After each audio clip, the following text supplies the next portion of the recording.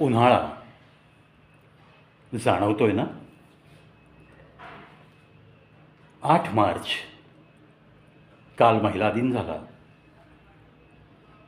आणि तसं पाहिलं ना तर साधारण 20 फेब्रुवारी नंतर उन्हाचा तडाखा चांगलाच जाणवू लागला आहे सगळ्याच शहरांमध्ये.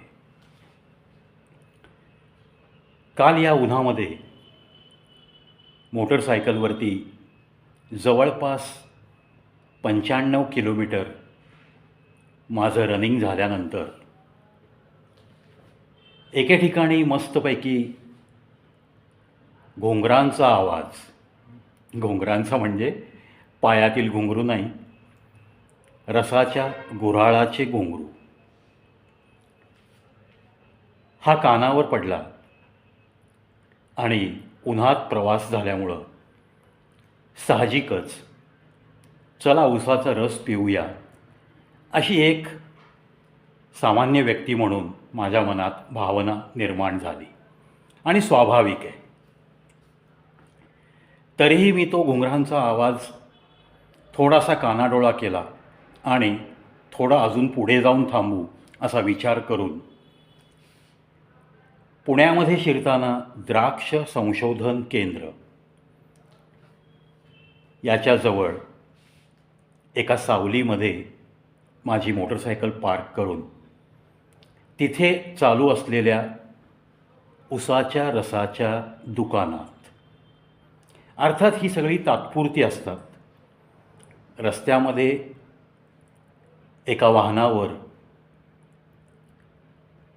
रस काढण्याचं मशीन इन्स्टॉल केलेलं आणि इलेक्ट्रिक मोटरद्वारे उसाचा रस तिथे काढून विकला जातो. छोटासा कट्टा आणि 1-2-4 खुर्च्या.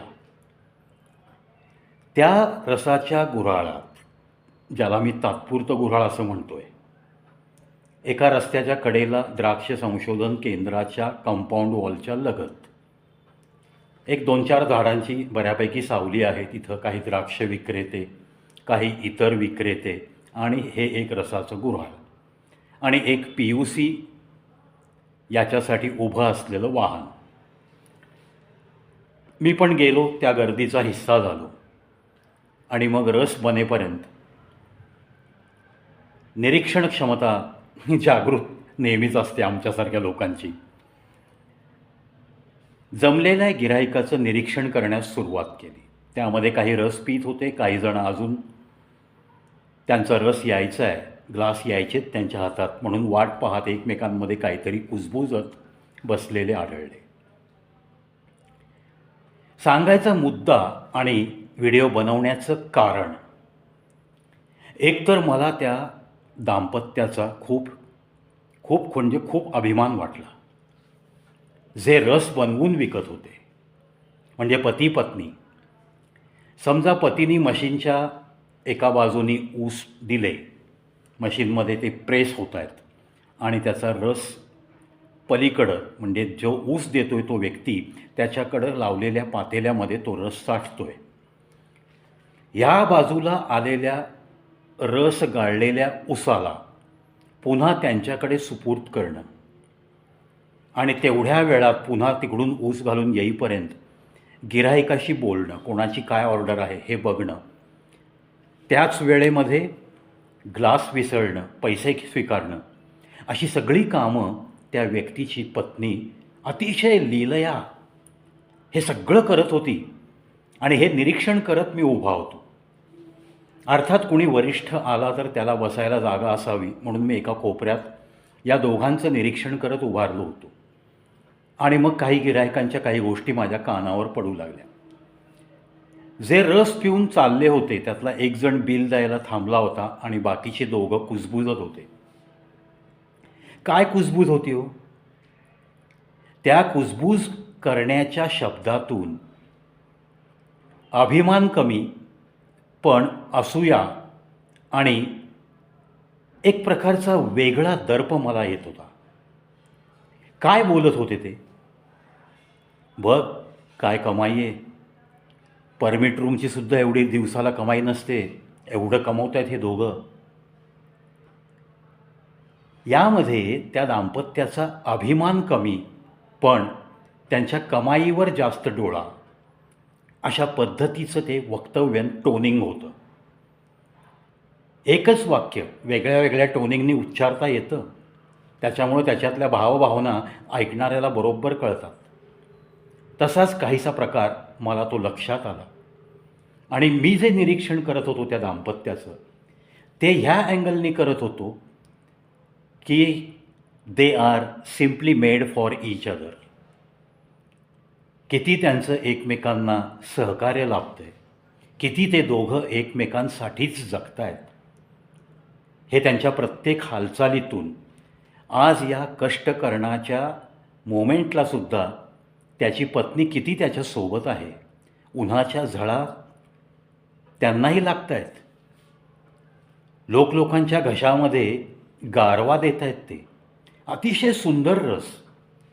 म्हणजे आपल्या पतीने तिकडून ऊस टाकले तर इकडे ऊस घेणं आणि त्याच्यावरती लगेच लिंबाच्या फोडी ठेवून तो फोल्ड करून तिकडं देणं, हे अव्याहतपणे सुरू असलेलं काम त्या रसाची चव नक्कीच वाढवत होतं. आणि तो रसाचा घोट जेव्हा घशाखाली गेला माझ्या, तेव्हा जो गारवा वाटला आणि मनातून एक समाधानाची जी काय एक वा क्या बात है असे उद्गार निघाले, ते कदाचित त्या तप्त उन्हामध्ये त्या दाम्पत्याला माझ्या हृदयातून गेलेले शुभाशीर्वादच असतील, असं माझं मलाच वाटून गेलं. कारण जे ऐकलं, जे पाहिलं, त्याच्या पार्श्वभूमीवर माझ्या मुखातून पहिला घोट घशाखाली गेल्यानंतर जे काही समाधान व्यक्त झालं, हे समाधान तसं पाहिलं तर अनेक लोक तिथे दिवसभरात देऊन जातात त्यांना. सवाल तो नाही आहे, पण काही लोक कशा पद्धतीने चर्चा करतात याचं मला मोठं अप्रूप वाटलं. अरे फक्त फेब्रुवारी, मार्च, एप्रिल आणि मे 4 महिनेच यांचा व्यवसाय असतो. फक्त 4 महिने. 4 महिन्यात रोज असे किती ग्लास खपतात हो. त्यांची काय ऊस बागायतदार शेती असते का? नाही.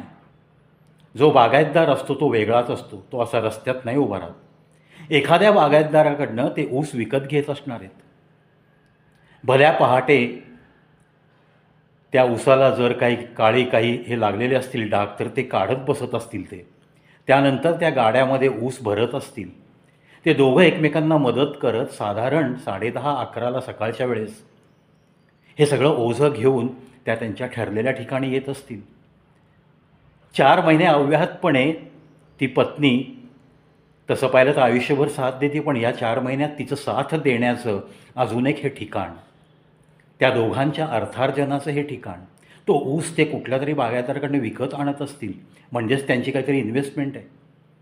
ती मोटार चालण्यासाठी काहीतरी त्यांना लागत असेल, डिझेल वगैरे, ती पण त्यांची इन्व्हेस्टमेंट आहे. आणि कष्ट, अहो तुम्ही 2 तास तिथे थांबून बघा आणि तुम्ही त्यांच्या जागी आहात, तुम्ही हे करू शकाल का, हा प्रश्न विचारा आणि मग त्यांच्या कमाईबद्दल चर्चा करा, असं मला त्या जनतेला आवर्जून सांगावंसं वाटतं. नका त्यांची कमाई कॅल्क्युलेट करण्यात वेळ घालवू. जमलंच ना तर अशी दुकानं जिथं दिसतात ना, जी तात्पुरती असतात, जी फक्त उन्हाळ्यात ते लावू शकतात, त्यांच्या गरजेसाठी ते भलं ऊन दिवसभराचं सहन करत तो बिझनेस करतात. जर तुम्हाला देवाने जर सहज काही दिलं असेल ना, तर त्याच्यातलं थोडंसं स्वतः समाधान मिळवण्यासाठी 2 रुपये फायदा त्यांना मिळत आहे हा पण विचार करत तिथं थांबून थोडंसं त्यांना मनातल्या मनात दुआ देत तुम्हीसुद्धा समाधान मिळवत जर जगण्याचं कसब शिकाल ना, तर या मानवी जीवनाचा आनंद चांगल्या रीतीने घेऊ शकाल तुम्ही. जे करतायत ना कष्ट, त्यांच्या कष्टाला सलाम करायला शिकणं, याच्यासाठी कोणत्याही शाळा कॉलेजमध्ये जावं लागत नाही हो. एखाद्याचे कष्ट पाहिल्यानंतर त्याच्या कमाईचं कॅल्क्युलेशन करण्यासाठी छाताडामध्ये कुचकं मन असणारी माणसं अनेक आहेत. त्याच पद्धतीची ती माणसं मला वाटली आणि म्हणूनच खेद वाटला की अशा पण मानवी प्रवृत्ती या समाजामध्ये वावरत असतात. अरे त्यांची गरिबी, त्यांची गरज त्यांना त्या उन्हामध्ये रस्त्याच्या कडेला तात्पुरता बिझनेस करायला उद्युक्त करते. कष्ट करून खात आहेत ते. घाम गाळतायत, तुमचे घसे गार करताना ते दोघंही घामेघूम झालेले पाहिलेत मी. वाटतं तितकं हा सोपा नाही आहे बिझनेस. 10-10 ग्लास रिकामे झाल्यानंतर ताबडतोब ते विसळायचे. 2 पाण्यातनं ती स्त्री विसळत होती. जशी ती घरात काम करत होती त्याच पद्धतीने ती स्वच्छ काम करत होती. आणि आपल्या पतीला मुख्य म्हणजे ती हातभार लावत होती. एक आपल्या हिंदू परंपरा जपत जपत एकमेकांची साथीने आपलं आयुष्य कसं आनंदात जगता येतं याचं ज्वलंत उदाहरण मी तो रसाचा ग्लास संपता संपता माझ्या याच डोळ्यांनी पाहत होतो. आणि धन्य धन्य होऊन त्या देवाकडे प्रार्थना करत होतो की अरे यांना खूप मोठी आरोग्य संपन्नता, खूप चांगलं असंच मिळून मिसळून दोघांचं बरोबरचं आयुष्य आनंदात जावं याच प्रार्थना करून त्या स्त्रीकडे मी बिलाचे पैसे देऊन तिथून मी अतिशय जड अंतःकरणाने, का तर ती जी चर्चा मी ऐकली त्याच्याने माझं अंतःकरण जड झालं. पण मनोमन त्यांना मी दुवा देतच तिथून मी निघालो. जो काही मला आनंद मिळाला, जे काही मला उन्हातल्या प्रवासानंतर जो काही माझ्या घशाला गारवा आणि एक माझ्या मनाला शांती मिळाली, ती मी दिलेल्या पैशाच्या पुढं खूप मोठी आहे हो. मी जे काही दिलं त्या रसाचं bill, it was nothing in front of that satisfaction, असंच मी मानतो.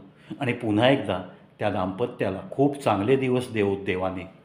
त्यांच्या कष्टांना नेहमीच जनतेने प्रणाम करावा याच सदिच्छा शुभेच्छा व्यक्त करतो आणि या व्हिडिओत इथंच थांबतो.